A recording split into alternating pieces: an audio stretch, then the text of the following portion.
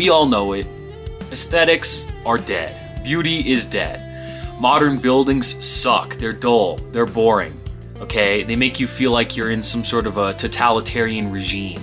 Okay? But a totalitarian regime designed by somebody who is very low IQ. Okay? The average computer graphic, the average piece of art, it looks like a drunk toddler made it. Okay? And modern art, it's a total joke. I mean, nobody even pretends that modern art is real anymore. Meanwhile, you open a history book and you're blown away by all the stuff they were building just like a few generations ago. So what happened? How did the world become so ugly in the last several decades? Well, we destroy beauty because we no longer understand it. It's not because we're too poor, it's not because we lack the technology, okay? It's not because people in the past had better tools or something. In fact, it's like exactly the opposite. We have way better tools, way better resources, way better tech than ever, okay? It's easier than it ever has been to build and create things. Theoretically, we could be creating beauty the likes of which the world has never seen, right? We have the technological capabilities, we have the resources, okay? But no, we don't do that. We destroy beauty because at a very deep level, modern civilization has forgotten what beauty even is. So now we treat it like it's a bonus, right? Beauty is just optional. It's an add-on, okay? It's a mood, it's a personal preference, maybe it's a luxury, right? It's deemed unnecessary. Beauty is something that's deemed unnecessary by modern society. And this is a global problem, okay? I'm not talking about one specific region. Go anywhere and you're gonna see what I'm talking about. The thing is that once you treat beauty like it's optional, you're always going to trade it away, right? You'll trade beauty for convenience, for speed, for profit, for ideology. You'll ignore making anything aesthetic or beautiful because, yeah, you know, whatever, it's good enough, the job's done, you know. Got a sheet metal building up, so we're cool, we're done, you know, good enough, call it a day, go home, kick back. So, you know, this happens over and over and over again, and then one day you just wake up and you're surrounded by dead public spaces. Blank walls, cheap materials, plastic junk, even just like hostile design, okay? Things are designed in the most inhuman, bizarre way nowadays. It feels like everything was built and designed by people who hate human beings, or at the very least, deeply resent human beings, okay? It's misanthropic. Okay, and that might all sound kind of dramatic, like, oh, this was all designed by people who hate human beings, but then look around. I mean, tell me I'm wrong, okay? Look at the kind of buildings that go up, how inhuman they are, how hostile they are, how they make you feel terrible, and tell me that they were designed by somebody who, like, loves humans, or loves humanity, or loves life, okay? It's obvious it was designed by depressed, hateful people, or people who were just dull, okay? People who had nothing going on upstairs or in their hearts or whatever. So here's the core idea. Beauty's not just stuff that looks nice, okay? Beauty's not just expensive decoration. Beauty isn't just, you know, something that gives you a little dopamine hit. It's not a personal taste, okay? There's an older understanding of beauty, an ancient one. This is the perspective of beauty that everyone all over the world had until we ditched it, like, I don't know, last week, okay? The ancient perspective is a lot better. It's correct, right? The ancient perspective says that beauty is what happens when higher meaning, okay, like a higher meaning of life and a higher order come together and then express themselves in a visible form, okay? Beauty is when the parts fit the whole. It's when all the objects and buildings around you are lit up like a beacon, reminding you of something higher than just, you know, I don't know, going to McDonald's, higher than just, you know, clocking in it at work. This is when something is not just impressive, but deeply correct on some spiritual level. It's when aesthetics help to harmonize you with God, with goodness, with love. That's the ancient view, that's the older view, that beauty is basically goodness made visible.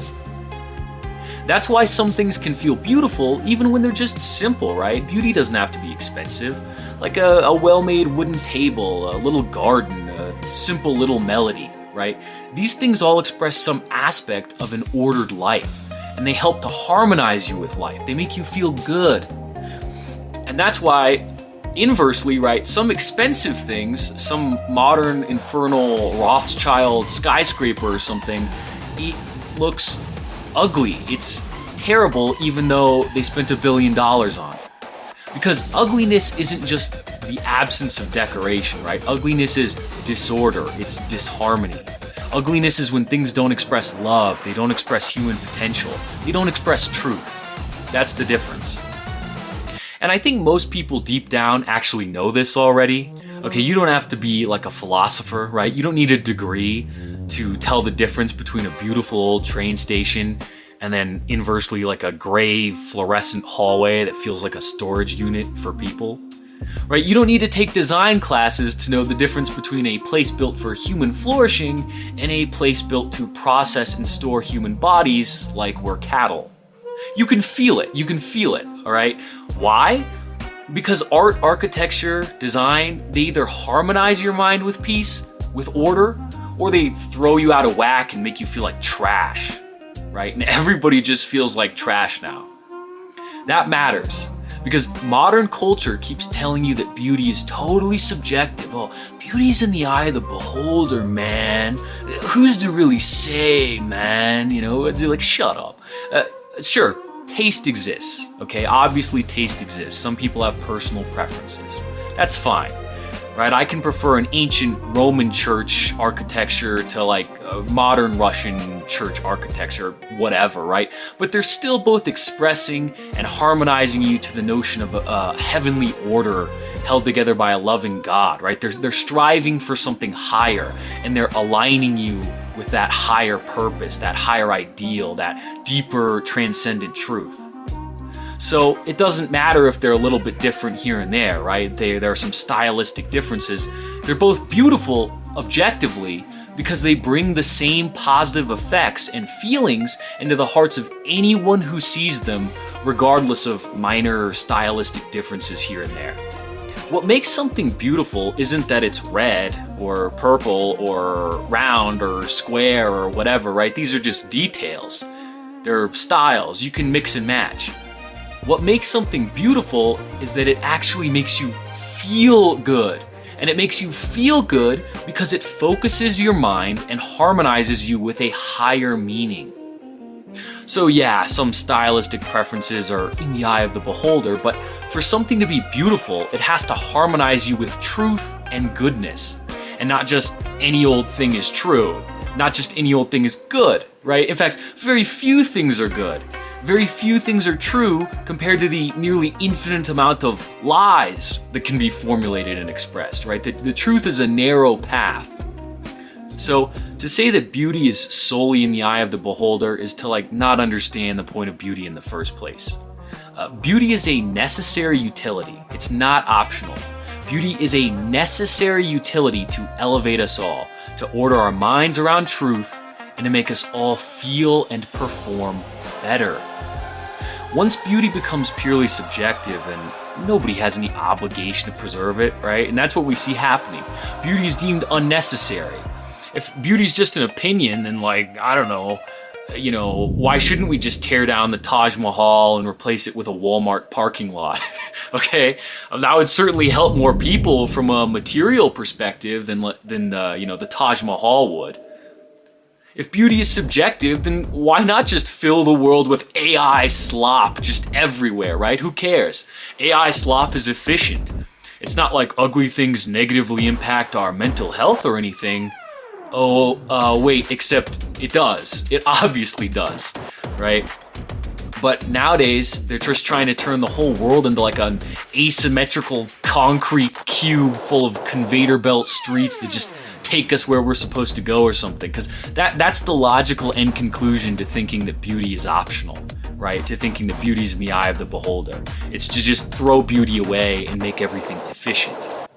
Because if beauty is just taste, right, then ugliness is never an injustice. Ugliness is never incorrect. It's just a preference. So now our corporate overlords can design everything 10 times more cheaply while making us all mentally ill in the process.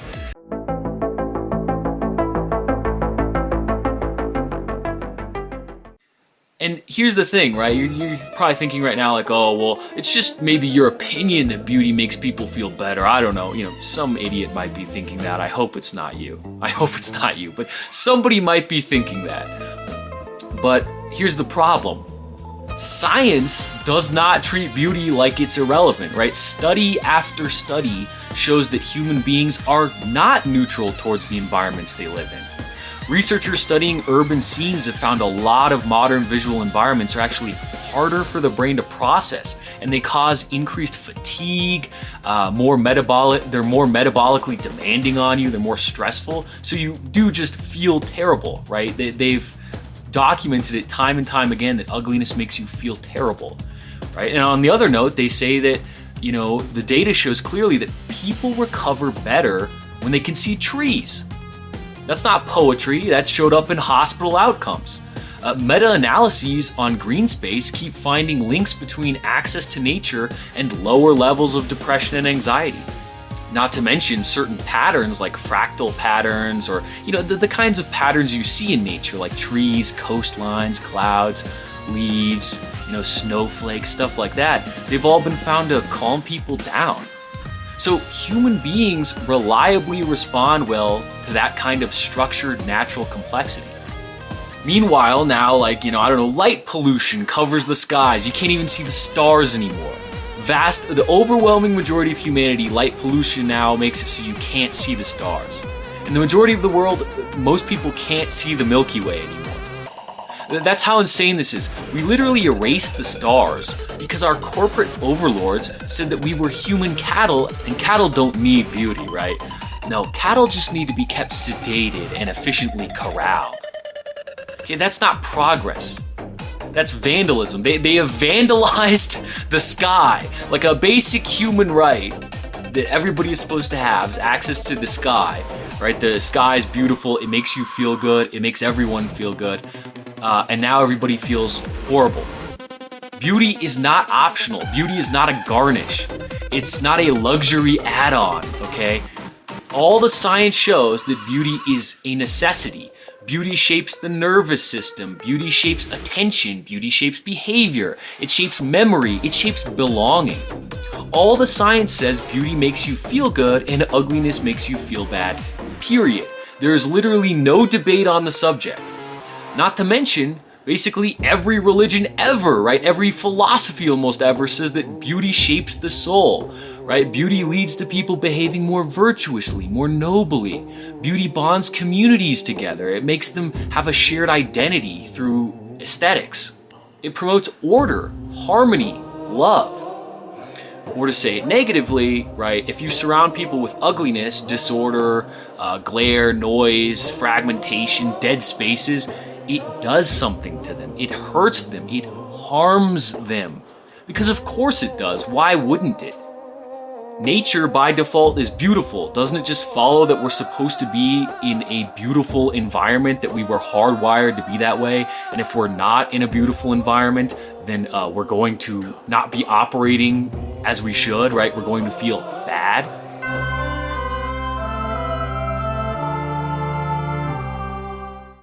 Modernity typically defines beauty in one of four ways. First, it'll sometimes define beauty as just personal taste, right? We already kind of discussed this, right? Beauty is totally private, it's totally optional, and anything can be called beautiful. I can wear a burlap sack, paint myself purple, and live in a cardboard box on the side of the road, and apparently that's all still beautiful. Which just, it just plain doesn't make sense, by the way. Think about it for like 2 seconds.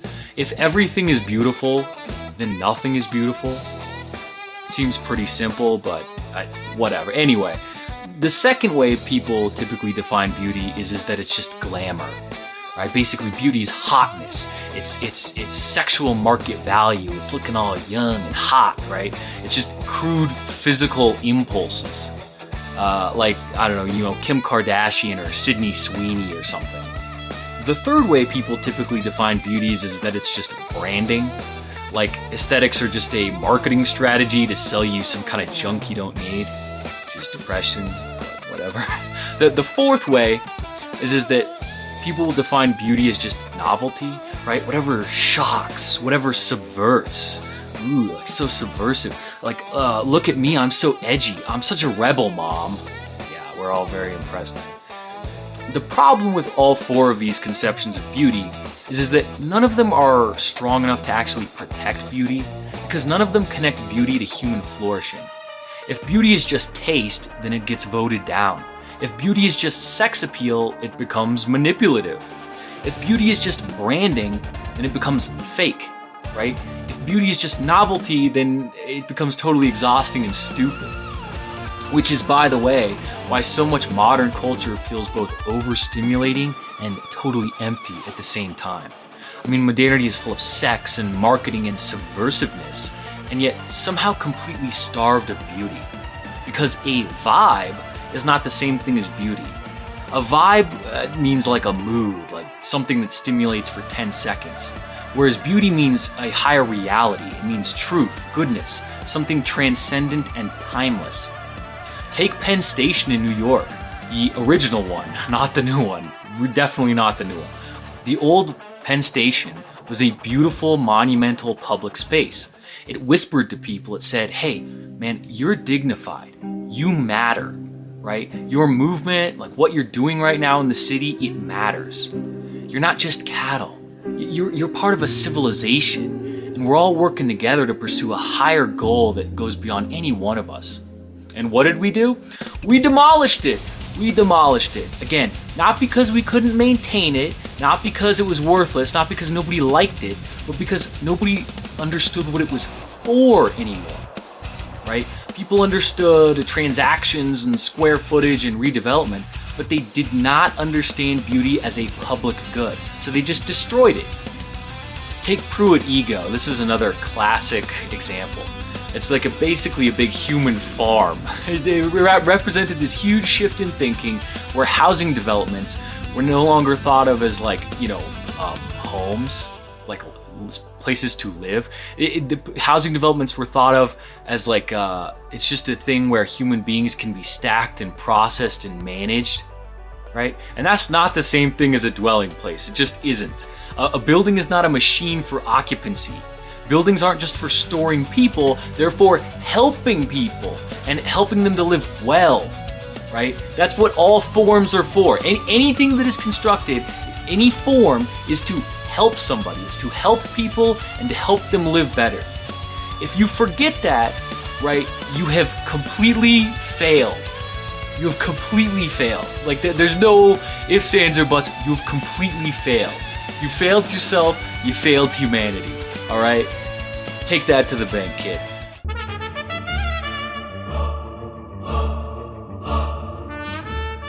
Hostile architecture. Now, this is great. This is just like, you could not make it more obvious that ugliness is evil, right?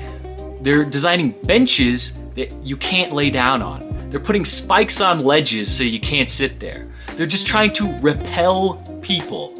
This is one of the clearest examples of modern ugliness, because ugliness is the point, right? It's not a design flaw. It's like they actually made a moral decision embedded in form, in visual form, that they hate humanity and they want to push humanity away, right? So right here, clearly we can see ugliness it's evil, it's inhuman, it's a lack of love, it's a hatred of humanity, it's a lowering of humanity. So much so that we're just building forms to repel people, right? But the very objects in question are supposed to exist to serve the people.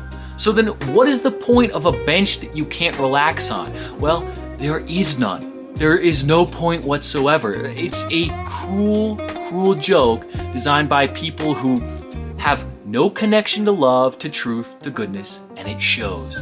It always shows, right? That's what ugliness fundamentally is. It's the visual manifestation of a lack of goodness, of truth, and of love.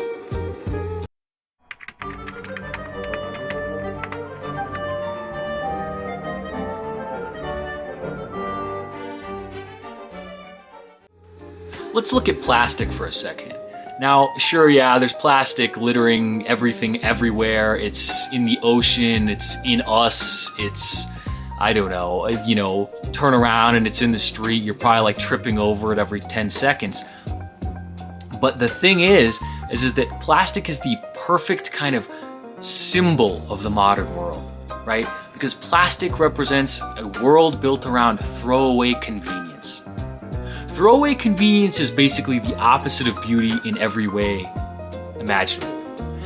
Beauty says, hey, let's strive for something eternal. Let's make something great.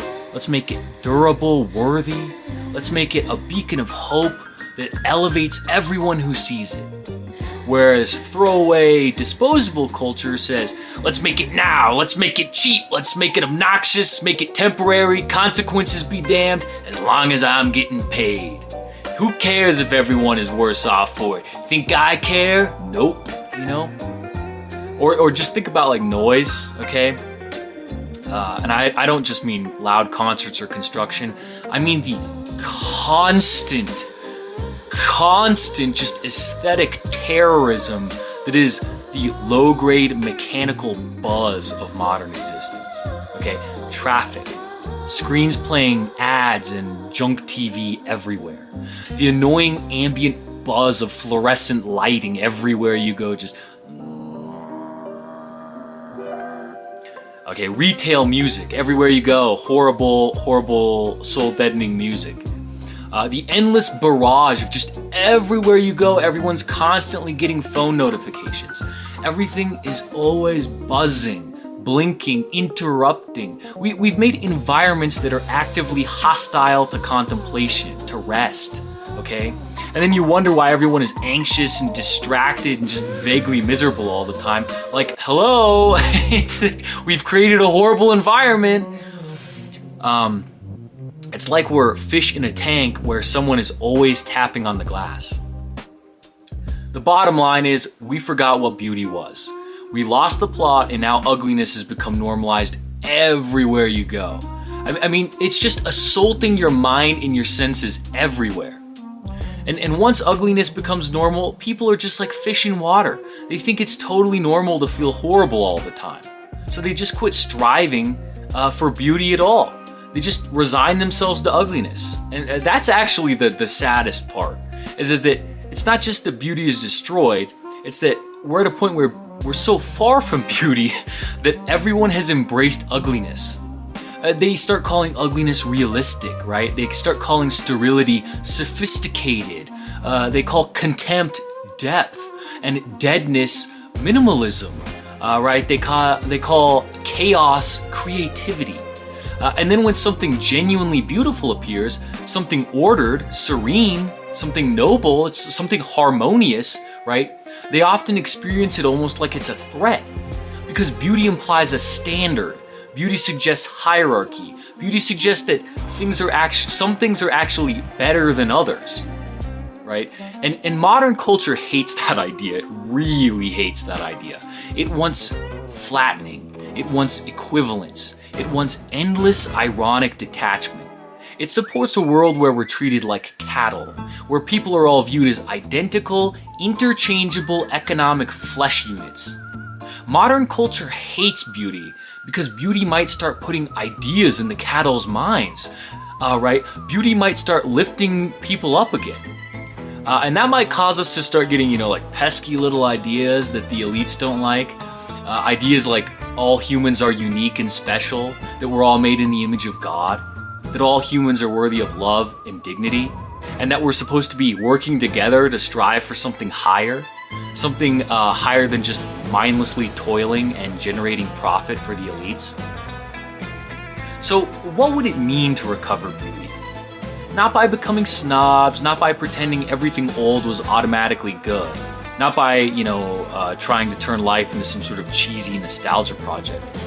It would mean recovering a more serious and, honestly, more primordial definition of beauty. Because beauty is when form serves a worthy end and reflects a higher cause. Beauty is when parts start belonging to a meaningful whole. Right? Beauty is when form points our minds to higher truths. It's when the world feels more habitable, more peaceful, more human. That applies to architecture, music, clothing, speech, technology, cities, homes, your desk, right? Everything. It applies to everything. Beauty is supposed to be all-encompassing. It's supposed to make your entire life feel better. Here's a good litmus test to see if something is actually beautiful. Was it made to nourish a human being, or was it made to extract from a human being? Right?